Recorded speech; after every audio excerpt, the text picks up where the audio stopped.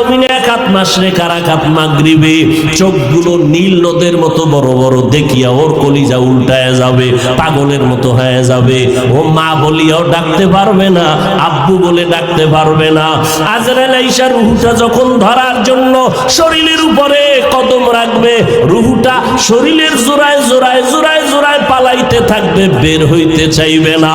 চরমনের জমিনে ঘুমান্ত সৈয়দ ইসহাক রহমাতুল্লাহ আলাইহি বলতেন, লাঠির আগায় আলকাতরা মাখিয়া তুলার মধ্যে বাড়ি দিলে তুলাগুলো যেমন লাঠির মধ্যে চলে আসে, ওরে গুনাহগার জাহান্নামের আসামির যুবক,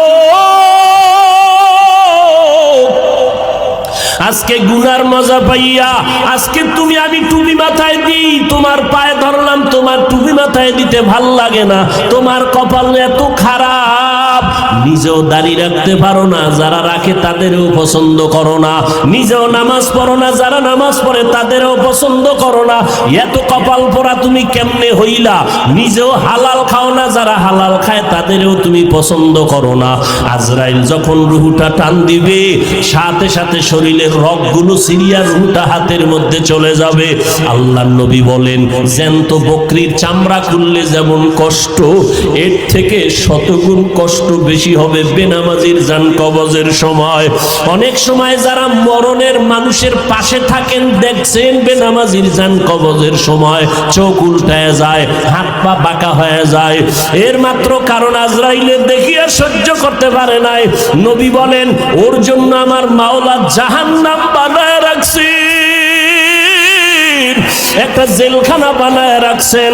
ওরে আল্লাহর দেওয়া পানি, আল্লাহর দেওয়া বাতাস, আমার মাওলার দেওয়া সূর্যের আলো, আমার আল্লাহর দেওয়া চাঁদের আলো, আমার আল্লাহর দেওয়া জমিনের ফসল খাইতেছো, আল্লাহর দেওয়া নদীর মাছ খাইতেছো, আল্লাহর এত কিছু নিয়ামত খাইয়া যারা আল্লাহর বিরোধিতা করবি, মানবি না, আলেম ওলামারা পাও ধরে ধরে নামাজের দাওয়াত দেয়, শুনবি না, এরপরও গালাগালি করবি। আল্লাহর নবী বলেন, আল্লাহ রাগ করিয়া বলে, ফেরেশতা ওই জাহান্নাম ওর জন্য বানায় রাখছি জেলখানা, আমার হুকুম মানে নাই। সরকারের নজরে আমরা জনগণ সব সমান, কিন্তু এরপরও সরকার জেলখানা বানায় রাখছে, রাষ্ট্রের মধ্যে বালাখানাও বানায় রাখছে। জেলখানা কাদের জন্য? যারা সরকারের আইন অমান্য করবে তাদের জন্য জেলখানা, ওখানে রিমান্ডের মাইর দেওয়া হয়। আল্লাহ বলেন, আমার কাছে সব বান্দা মোহব্বতের, আমি আল্লাহ চাই না কেউ জাহান্নামে যাক। এই জন্য আমি আল্লাহ প্রত্যেকটা রাতের গভীর তৃতীয় ভাগে আমি প্রথম আসমানে আসি, আমি আমার বান্দার গুনাহ মাফ করার জন্য ডাকতে থাকি, আলা মিন মুস্তাগফিরিন ফাগফির আলা, আলা মিন মুস্তারজিকিন ফারজুকা। আমি আল্লাহ পাক ভোর রাত্রে আসি, প্রতিদিন প্রথম আসমানে আমি হাজির হয়ে যাই, আর আমি ডাকতে থাকি, রে গুনাহগারেরা তোরা কই? ওরে শয়তানের ধোকায় পড়িয়া যারা গুনাহ করেছো, ওরে তোর 30, 40, 50, 70 বছর হায়াতটারে গুনাহে যারা কাটাইছো, শয়তানের ধোকায় নামাজ পড়তে পারো নাই, শয়তানের ওয়াসওয়াসায় গুনাহ করেছো, আমি আল্লাহ হাজির, আমার কাছে উঠি একবার আল্লাহ বলিয়া ডাক দাও, আমি আল্লাহ তোমার গুনাহ মাফ করার জন্য হাজির হয়ে গেলাম।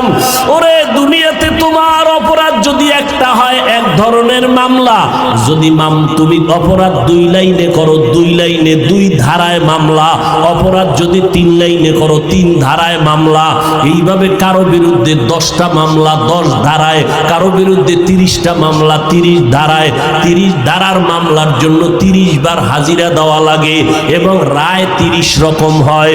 কিন্তু আমার আল্লাহ বলেন, বান্দা তুই জিনার গুনাহ করছো, ধারা একটা, তুই মা বাবার সাথে বেয়াদবি করছো, ধারা আলাদা, কিন্তু আমার মাওলার কাছে এই ধারা কিন্তু গণনা নাই। তুই 30 বছর 50 বছর 70 বছর গুনাহ করিয়া পাহাড় বানাইছো, আরে বান্দা তুই যদি মাথা নত করিয়া একবার আমি আল্লাহকে আল্লাহ বলে ডাক দিয়া বলো, হে মালিক,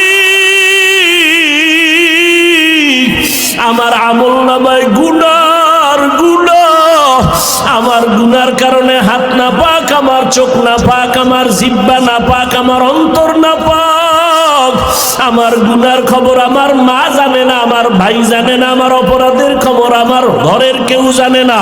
যদি আমার মা বাবায় জানতো আমি জিনা করি, আমার মা বাবায় লাথি মেরে তাড়ায় দিত। মা বাবা ভাই বোনেরা যদি জানতো আমি চুরি করি, আমার কেউ ভালো জানতো না। ও আল্লাহ, তুমি জানো, তুমি দেখছো, এরপরেও রাগ করিয়া পানি বন্ধ করো নাই, খানা বন্ধ করো নাই। গুনার কারণে রাগ করি আমার সম্মানের চেয়ার থেকে তুমি ফালাইয়া দাও নাই। গুনার কারণে তুমি রাগ করিয়া বাতাস বন্ধ করো নাই। গুনার কারণে বেজার হইয়া তুমি সূর্যের আলো চাঁদের আলো বন্ধ করো নাই। ও আল্লাহ, আজকে আমি তোমার কাছে আসছি ক্ষমার জন্য। আল্লাহ বলেন, বান্দা তুই একদিন আর 2 দিন না, বছর বছর 70-80 বছর গুনাহ করিয়া বিশাল বড় পাহাড় নিয়ে যদি আমি মাওলার কাছে মাথা নত করিয়া মাসির মাথা বরাবর 1 ফোঁটা চোখের পানি ছেড়ে দিতে পারো, আমি আল্লাহর কাছে যদি দিলটা নরম করে মাওলারে ডাক দিয়ে বলো, আল্লাহ আর গুনাহ করব না, ওই জাহান্নামের আগুন সইতে পারবো না রে মালিক। ওরে ঘরের মধ্যে ঘুমাইতে গেলে মশারি টানায় ঘুমাই, মশার কামড়ে ঘুমানো যায় না। ও আল্লাহ, গুনাহ নিয়ে কবরে গেলে যে আযাব হবে সহ্য করতে পারবো না, কই পাবো মশারি? দুনিয়াতে সূর্যের গরম সইতে পারি না, রাতের বেলা সূর্য নাই তারপরও ঘাম আর গরম, ফ্যানের বাতাস দিয়াও আমার ঘাম কমে না, গরম কমে না। আর গুনাহগার হইয়া কবরে গেলে জাহান্নামের আগুন,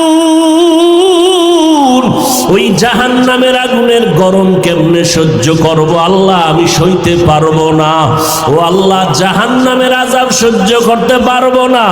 একটা বেতের বাড়ি কেউ দিলে আমি বরদাস্ত করতে পারি না।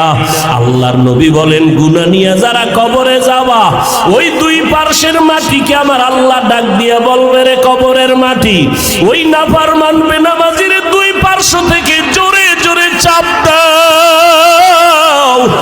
এত জোরে 2 পার্শ্বের মাটি চাপ দিবে, পাজরের হাড়গুলো চুরমার হয়ে যাবে। একটা না, 2টা না, 70 থেকে 99টা সাপের কামড়।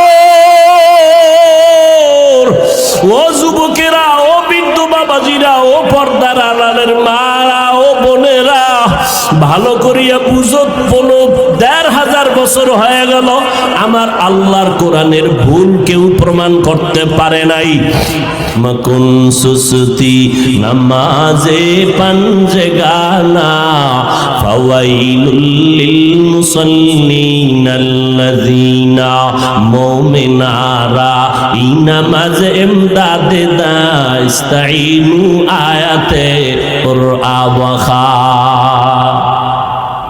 মকুন সুসতি নামাজে পাঞ্জে গানা, ফাওয়াইলুল লিল মুসাল্লিন।